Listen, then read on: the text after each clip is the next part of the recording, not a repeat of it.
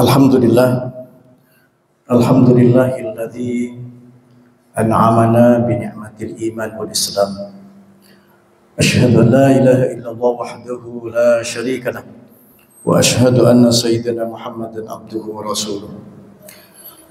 Allahumma shalli ala nuril anwar wa sirril asrar wa tiryaqil amyar wa miftahi babil yasar.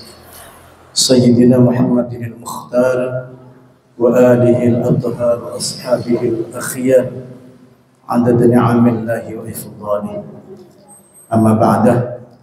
Alhamdulillah, kita bersyukur kembali kepada Allah Subhanahu wa taala. Hadirin seperti belum menjaki Qur'atina Kiai Haji Radin Abdul Mumin Hanafi beserta keluarga dan juga para soiman jemaah subuh yang sama-sama mengharap rahmat dan ridhonya Allah Subhanahu wa taala. Bersyukur kembali kepada Allah Subhanahu wa taala di hari yang ke-26.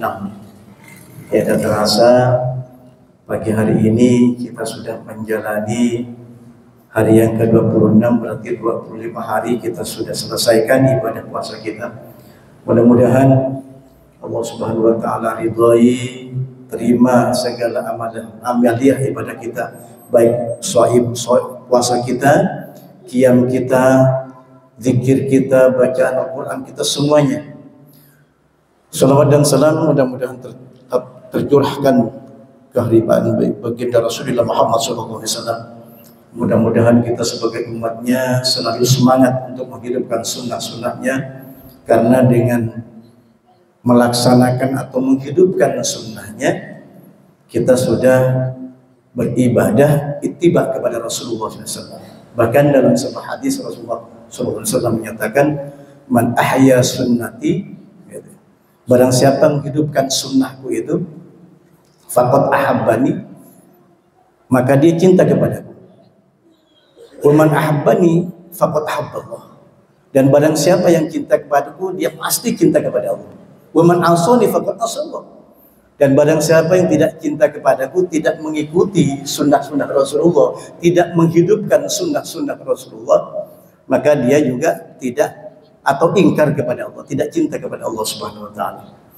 Hadirin soiman-soimat rahimakumullah, dalam kesempatan yang baik ini saya ingin menyampaikan ada sebuah hadis ya, bahwa ini berkaitan dengan waktu kemarin sore saya bertemu dengan jamaah. Dah sepuh, beliau sudah pensiun, dosen. Dia menyatakan, kalau dulu-dulu katanya, orang tua kita itu ketika Ramadan itu akan berakhir, dia banyak menangis kepada Allah Subhanahu wa taala. Kenapa? Beliau mengatakan khawatir amaliyahnya di bulan Ramadan ini kurang maksimal, sehingga tidak seyogyanya atau tidak sepantasnya dia menggunakan Ramadan ini, sehingga Ramadan berlalu begitu saja. Nah, hadis ini merupakan hadis sahih bahwa lau ta'lamu ummati ma fi Ramadan, jika umatku mengetahui apa yang terkandung di dalam bulan suci Ramadan ini, latamannat kullaha syahrul Ramadan, dia menginginkan semua bulan itu menjadi bulan suci Ramadan. Hadirin jemaah salat subuh rahimakumullah, kalau kita tarik pengertian dari hadis ini bahwa banyak kandungan keberkahan di dalam bulan suci Ramadan ini. Bukan hanya ketika kita melakukan satu amalan, itu dilipat gandakan oleh Allah Subhanahu wa taala. Amalan sunnah di bulan suci Ramadan ini, Allah samakan pahalanya dengan ibadah fardu, ibadah wajib. Apalagi ibadah wajib. Makanya sedekah satu kurma saja itu luar biasa pahalanya. Bersedekah untuk berbuka puasa itu sama pahalanya dengan orang yang berpuasa. Masya Allah, luar biasa pahala-pahala yang di bulan suci Ramadan ini. Hadirin rahimakumullah, Di bulan suci Ramadan ini bukan hanya pelipat gandaan pahala, tapi keberkahan-keberkahan di bulan suci Ramadan itu luar biasa. Baik secara zahir, kita mengetahui manfaat dari ibadah puasa. Pernah Rasulullah SAW menyatakan, sumu tasihu, berpuasalah kamu agar kamu itu sehat. Jadi puasa ini akan menyehatkan badan kita. Puasa ini akan memberikan suatu energi positif pada badan kita, sehingga memberikan energi-energi yang baik. Tidak hanya orang yang mau operasi dia harus berpuasa, tapi ini puasa memang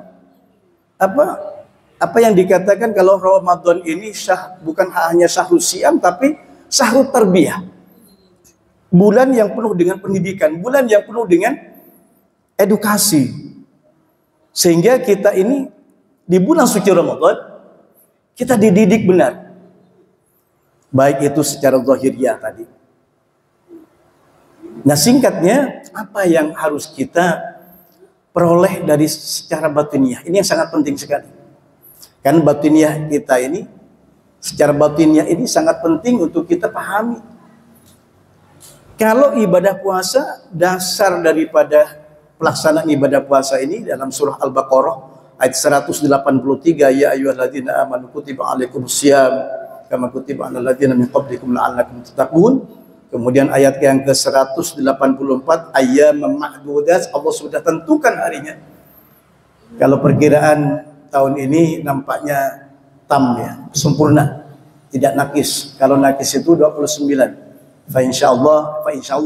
Kalau Muhammadiyah sudah menyatakan insyaallah hari Senin lebarannya, tanggal 1 Syawalnya. Tapi nanti kita tetap, kalau pemerintah atau NU ini akan ru'yatul hilal. Insya Allah memang diperkirakan hari Senin. Insya Allah. Ya kalau misalnya hari Ahad, semuanya kita bersyukur kepada Allah Subhanahu Wa Taala. Bukan mengurangi, tapi sempurna sudah.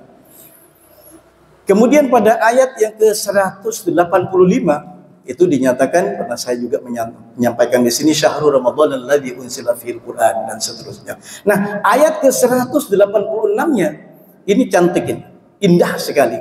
Ketika Allah Subhanahu Wa Taala merintahkan wajibnya ibadah puasa, bilangannya ibadah puasa, dan rukhsah orang yang bisa tidak berpuasa karena perjalanan, karena sakit dan lain sebagainya. Kemudian turunnya Al-Quran juga disebutkan oleh Allah Subhanahu Wa Taala dalam surah dalam ayat 185 dan 186-nya ini kalau kita pahami menyentuh kepada diri kita. Karena ayat ini Allah Subhanahu Wa Taala menyatakan a'udzubillahi minasyaitonirrajim. A'udzubillahi minasyaitonirrajim. Wa idza sa'alaka 'ibadi 'anni fa inni qarib ujibu da'watad da'i idza da'ani falyastajibu li wal yu'minu bi la'allahum yarshudun. Jadi ayat ke-186 ini Allah Subhanahu Wa Taala menyatakan, jika ada umat hambaku ya, bertanya kafnya ini kepada Nabi Muhammad SAW, jawab kalau aku ini fa inni qarib, Allah itu dekat. Hadirin jamaah salat subuh, shaimin shaimat rahimakumullah, kita melaksanakan ibadah puasa ini, kita pahami, kita sadari bahwa ibadah puasa ini adalah ibadah sirriyah, ibadah rahasia yang tahu hanya diri kita dan Allah Subhanahu Wa Taala. Oleh karena itu sangat tepat sekali ini menyentuh sekali.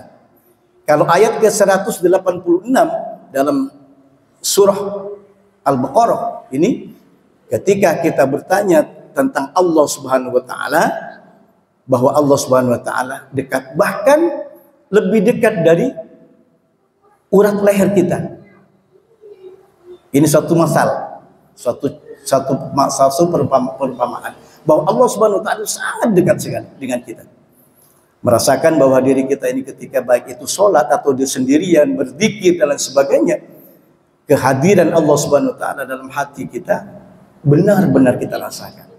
Apalagi kita merasakan bahwa ibadah puasa ini kita rasakan nikmatnya, rasakan bagaimana kita melaksanakan ibadah puasa ini benar-benar karena Allah, dilihat oleh Allah, dirabah oleh Allah Subhanahu Wa Taala. Subhanallah. Kemudian ayat ini lanjutkan, wa idza sa'alaka ibadi anni fa inni qarib ujibu da'watad da'i. Jadi ketika kita berdoa kepada Allah Subhanahu wa taala, Allah Subhanahu wa taala falyastajibu li, Allah akan mengijabah. Allah akan kabulkan. Allah akan jawab doa-doa kita. Ini doanya orang berpuasa. Apalagi banyak keterangan dalam hadis itu, ketika orang yang berpuasa doanya itu tanpa hijab langsung diterima oleh Allah Subhanahu wa taala ketika kita akan iftar, ketika akan melaksanakan berbuka puasa dan juga akan menjelaskan ibadah puasa. Artinya ketika sudah sempurna ibadah puasanya nanti Syawal kan gitu. Falyastajibu li wal yu'minu bi. Kemudian dalam hal ini kita mengikuti perintah Allah Subhanahu wa taala dan selalu beriman kepada Allah Subhanahu wa taala. La'allahum yarshudun. Nah, inilah Allah Subhanahu wa taala menginginkan kita itu menjadi orang-orang yang benar. Benar dalam melaksanakan ibadah, benar dalam hal semuanya sekali. Oleh karena itu, hadirin rahimakumullah, berkenaan dengan bagaimana kita merasakan hadirnya Allah Subhanahu wa taala dalam hati ini, ketika kita sholat misalnya, ada ungkapan maqalah sufi itu, ya, tasawuf, bismillahirrahmanirrahim. Ketika kita akan sholat, kita menyatakan kepada Allah Subhanahu wa taala bahwa kita hanya niat kepada Allah Subhanahu wa taala. Hanya karena Allah Subhanahu wa taala, kemudian aqtini mahabbataka wa ma'rifataka. Kita mohon kepada Allah Subhanahu wa taala cintanya Allah Subhanahu wa taala, kecintaan kepada Allah Subhanahu wa taala, demikian juga cintanya Allah Subhanahu wa taala, kemudian ma'rifatak, kita mengetahui benar kepada Allah Subhanahu wa taala. Ma'rifah. Bahkan dikatakan dalam ada maqalah dalam ilmu sufi itu, awwaluddin ma'rifatullah. Awal-awalnya agama adalah ma'rifat kepada Allah Subhanahu wa taala. Hadirin rahimakumullah, inti daripada penyampaian saya ini yang bodoh ini mudah-mudahan ada hikmahnya, baik terutama kepada diri saya sendiri. Mari kita bersama-sama, hampir kita akan menyelesaikan ibadah saum kita ini, ibadah puasa kita ini. Mari kita semakin dekatkan diri kita kepada Allah Subhanahu wa taala. Sadarkan diri kita kepada Allah Subhanahu wa taala. Banyak nangis tadi. Kalau orang tua kita ini banyak nangis. Karena mau ditinggalkan bulan suci Ramadan. Nah, apalagi kalau tahu dengan keberkahan bulan suci Ramadan ini, maka latamannat, kita menginginkan semua bulan menjadi bulan suci Ramadan. Mudah-mudahan apa yang bisa kami sampaikan sedikit ini bisa bermanfaat, sehingga kita bisa lebih makrifat lagi kepada Allah Subhanahu wa taala, lebih dekat lagi kepada Allah Subhanahu wa taala, sehingga ibadah baik itu puasa kita ini dirasakan betul nikmat-nikmat kita dalam melaksanakan ibadah puasa, nikmat-nikmat dalam melaksanakan ibadah sholat, nikmat ketika kita berzikir kepada Allah Subhanahu wa taala. Demikianlah yang bisa kami sampaikan, mudah-mudahan ada hikmahnya dan mohon maaf atas segala kekurangannya. Mudah-mudahan sekali lagi kita diberikan tambahan kenikmatan, baik itu nikmat iman, nikmat Islam oleh Allah Subhanahu wa taala, kemudian bisa menyelesaikan ibadah puasa ini dengan sempurna dan mendapatkan yakni predikat takwa kepada Allah Subhanahu wa taala. Kurang lebihnya saya mohon maaf. Akhir kalam, wallahu muwaffiq ila aqwamit thoriq. Subhanakallahumma bihamdika asyhadu an la ilaha illa anta astaghfiruka wa atubu ilaik. Assalamualaikum warahmatullahi wabarakatuh.